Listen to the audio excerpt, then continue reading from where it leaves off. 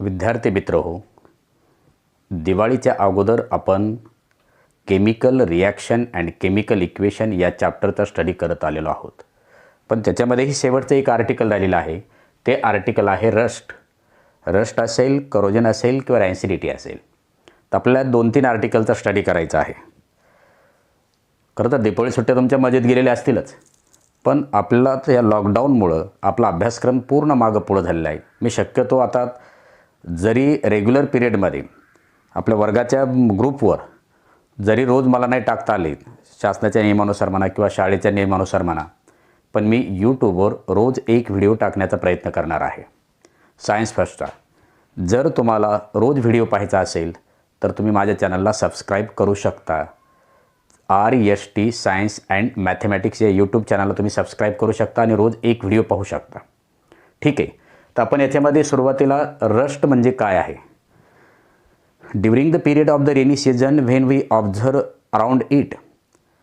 जर तुमच्या रेनी सीझनमध्ये जर तुमच्या सभोवताली तुम्ही काही पदार्थ पाहिले, काही लोखंडी वस्तू जर पाहिल्या, तर त्याच्यावर असा एक रेडिश ब्राऊन कलर आलेला असतो आणि तो रेडिश ब्राऊन कलर आलेला आहे. It is nothing but the rust, आणि त्यालाच आपण काय म्हणतो, रस्ट म्हणतो.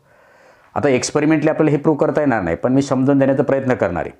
वेळ किती लागेल काय लागेल माहीत नाही, पण नेमकं रस्ट ही प्रोसेस कशाला म्हणायचं की तुम्ही म्हणता की गंजणे, मराठीमध्ये त्याचा अर्थ आहे गंजणे. मग नेमकं लोखंडावरची गंजण्याची प्रक्रिया का होते, आणि त्याच्यामध्ये सगळ्यात महत्त्वाचं रस्ट ही प्रोसेस होण्यासाठी 2 कन्सेप्ट आपल्याला याच्यामध्ये महत्त्वाचे आहेत. एक आहे रस्ट होण्यासाठी air and water are necessary. Air and water these 2 factors are necessary for the rusting process. मग हे आपल्याला एक एक्सपेरिमेंटली प्रूव्ह करायचं आहे की नेमकं रस्टिंग प्रोसेस कशाला म्हणायचं. जसं की तुम्ही नव्या जर व्हेकल पाहिल्या तर त्याच्यात चकाकी असते. The new vehicles in the form of a shining, but when we observe the old vehicle it is in the form of a dull. म्हणजे ते कसं तरी त्याच्यावर एक कलर आलेला असतो. That is nothing but the rust. पण नेमकं हे रस्ट एक्सपेरिमेंटली आपल्याला प्रूव्ह कसं करायचं आपण ते पाहूया. First we take the 4 test tube and these 4 test tubes are placed on the test tube stand. तर ह्या सगळ्या 4ही टेस्ट ट्यूब जे आहेत त्या टेस्ट ट्यूब स्टँडवर ठेवायच्या. कधी ठेवायच्या, पण ती ठेवण्यापूर्वीच्या प्रक्रिया काय आहेत का. तर first we consider the first test tube. First we take the some amount of the water in the test tube and we provide the heat with the help of the burner up to boiling. सुरुवातीला एका पहिल्या test ट्यूबमध्ये काही पाणी घ्या आणि त्या पाण्याला उष्णता द्या. उष्णता कुठपर्यंत द्या, जोपर्यंत ते बॉईल होत नाही तोपर्यंत. आता बॉईल होण्याचा पर्पज काय आहे हे मी सांगणारच आहे. आणि मग बॉईल झाल्यानंतर त्याच्यावर एक ऑइल टाका, काही very few amount of the oil. When oil is poured in the water density of the oil is less as compare to the water. Due to this reason there is the layer of the oil on the surface of the water. ही पहिली test tube and it is placed on a test tube stand. Second test tube घ्या. त्या second test ट्यूबमध्ये कोणतंही एक salt solution घ्या. Sodium chloride घेऊ शकतो तुम्ही. मीठ पाण्यामध्ये विरघळा आणि त्याचं सोल्युशन घ्या आणि ते सोल्युशन टेस्ट ट्यूबमध्ये घेतल्यानंतर पुन्हा टेस्ट ट्यूब स्टँडवर ठेवून द्या. Then we take the third test tube. Then third test tube is vacant. That means already air is exist in it. ती घ्या आणि नंतर टेस्ट ट्यूब स्टँडवर ठेवा. आणि चौथी टेस्ट ट्यूब घेतल्यानंतर त्या चौथ्या टेस्ट ट्यूबमध्ये कॅल्शियम क्लोराईड घ्या. Calcium chloride anhydrous calcium chloride घ्या. ऑलरेडी एअर हे कॅल्शियम क्लोराईड असेल, अनहायड्रस कॅल्शियम क्लोराईड, याच्यामध्ये ऑलरेडी एअर एक्झिस्ट असेल. We know that in the air humidity is present there. ॲटमॉस्फिअरमध्ये एअरमध्ये ह्युमिडिटी ऑलरेडी एक्झिस्ट असते. मग ते ड्राय एअर असेल, ड्राय एअरमध्ये कमी प्रमाणामध्ये असते, किंवा जर दमट हवामान असेल तर त्याच्यामध्ये जास्त असते. म्हणजे already humidity is exist in the air. तसं याच्यामध्ये जरी आपण अनहायड्रस कॅल्शियम क्लोराईड घेतलं तरी याच्यामध्ये ऑलरेडी एअर असते. पण अनहायड्रस कॅल्शियम क्लोराईड म्हणजेच काय की कॅल्शियम क्लोराईडच्या कॉन्टॅक्टमध्ये जर एअर आली तर त्या एअरमध्ये असणारी जी काही ह्युमिडिटी आहे, बाष्पाचं प्रमाण ह्युमिडिटी आहे, ती ह्युमिडिटी ॲब्सॉर्ब करून घेण्याचं काम हे कॅल्शियम क्लोराईड करतं. म्हणून त्याला म्हणायचं अनहायड्रस. म्हणजे पाणी हवेमधलं जे आहे ते शोषून घेण्याचं काम कॅल्शियम क्लोराईड करतं. आणि मग याच्यामध्ये जी काय एअर असेल ती ड्राय असेल. And then this test tube is packed with the help of the rubber cork. की जेणेकरून बाहेरची हवा याच्यामध्ये एंट्री करू नये. तर पहिल्यामध्ये बॉइल्ड वॉटर करण्याचा उद्देश हा आहे की when we boil the water already in the water air is exist. पाण्यामध्ये हवा मिसळलेली असते, पण ज्यावेळेस आपण त्या पाण्याला हीट प्रोव्हाइड करू त्यावेळेस हवेचे मॉलिक्यूल तापल्यानंतर त्यांची डेन्सिटी कमी होईल आणि ते मॉलिक्यूल काय होतील, हवेचे निघून जातील. आणि हे निघून गेल्यानंतर म्हणजे या पाण्यामध्ये हवेचा एकही कण नसेल बॉईल झाल्यानंतर. मग अशा वेळेस याच्यामध्ये ऑइल टाकायचं, कारण ऑइल जे काय आहे त्याची डेन्सिटी कमी असल्यामुळे this oil lose the contact between the air and the water. Due to this reason no air molecule is present in the first test tube. याच्यासाठी आपण बॉईल केलेले. सेकंडमध्ये when we prepare the salt solution already air molecule is exist in it. Means what, air contains the oxygen. याच्यामध्ये oxygen असेल, याच्यामध्ये मात्र air molecule पूर्ण निघून गेल्यामुळे फक्त वॉटरच्या कॉन्टॅक्टमध्ये. आणि हे सगळं झाल्यानंतर काय करायचं, प्रत्येकामध्ये एक एक लोखंडी खिळा टाकायचा. पहिल्या टेस्ट ट्यूबमध्ये टाका, सेकंडमध्ये टाका, थर्डमध्ये टाका, फोर्थमध्ये. आणि एका काही दिवसानंतर ऑब्झर्वेशन करा, एक 4-5 दिवसानंतर, after a few days when we observe these 4 test tube. पहिल्या टेस्ट ट्यूबमध्ये खिळा आपल्याला अजिबात गंजलेला, मी रस्ट म्हणणारच नाही, गंजलेला आढळून आलेला नसेल. दुसऱ्यामध्ये मात्र या खिळ्याचा पूर्ण कलर चेंज झालेला असेल, रेडिश ब्राऊन कलर. आपल्या पुस्तकामध्ये फक्त रेडिश कलर दिला आहे, पण रेडिश ब्राऊन कलर येतो.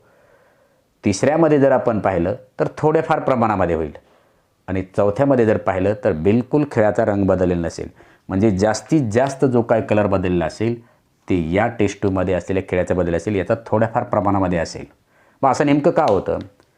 फर्स्ट टेस्ट ट्यूबमध्ये ज्यावेळेस खिळा टाकला 4-5 दिवसानंतर ऑब्झर्वेशन केलं, पण त्याच्यामध्ये मात्र आपला कलर बदललेला नाही. कारण for the rust there is the necessity of the air and water, but in first only there is water is exist, no air molecule exist, there for no rusting is occurred in it. Second salt solution already air molecule is exist in it, that means oxygen is exist in it, therefore there is the oxidization of the iron. तर ऑक्सिजनच्या आणि वॉटरच्या कॉन्टॅक्टमध्ये जर iron आलं तर त्याची reaction होऊन there is the thin layer of the reddish brown colour is form on the iron nail in the second test tube. म्हणजे याच्यामध्ये ऑलरेडी एअर एक्झिस्ट आहे, म्हणजे ऑक्सिजन बी एक्झिस्ट आहे आणि वॉटर मॉलिक्यूल बी आहे प्रेझेन्स. याच्यामध्ये only air molecule exists and very few quantity of the moisture part is there, but no large amount of the process takes place in it. In it air is exist, but the humid molecule of the water is absorbed by the calcium chloride, therefore there is no reaction takes place between the iron and the oxygen if the air is exist. जरी याच्यामध्ये air असली, air असले म्हणजे oxygen जरी असला तरी moisture part मात्र याच्यामध्ये नसल्यामुळे तो सगळा ऑलरेडी कॅल्शियम क्लोराईडने ॲब्सॉर्ब केला, म्हणजे इथं रिॲक्शन होणार नाही. म्हणजे जी काही रशची प्रोसेस झालेली असेल ती जास्तीत जास्त झालेली असेल सॉल्ट सोल्युशनमध्ये. Reddish brown colour is occurred on it. म्हणजे मला याच्यामध्ये हे सांगायचं आहे की for the rust, what do mean by rust, the thin layer of the reddish brown colour is occurred on the surface of the iron due to the presence of the oxygen and the water molecule, that is known as that layer is nothing but the rust. आणि त्यालाच आपण काय म्हणतो, rust असं म्हणतो. म्हणजे rust process होण्यासाठी there is the necessity of the air. या एअरमध्येही सगळ्यात असलेला महत्त्वाचा जो काय आहे तो ऑक्सिजन आहे. आपल्याला ऑक्सिजनचीच गरज आहे, पण in air there already oxygen is exist, म्हणून आपण हे सांगतो याच्यामध्ये. म्हणजे मला म्हणायचं आहे का याच्यामध्ये की for the rusting process there is the necessity of the air and water, but on you can at the place of their you can consider the oxygen. The thin layer of the reddish brown color is occurred on the surface of the iron due to the presence of the air and water. That process is known as the rusting. आणि त्यालाच आपण काय म्हणतो, rusting असं म्हणतो.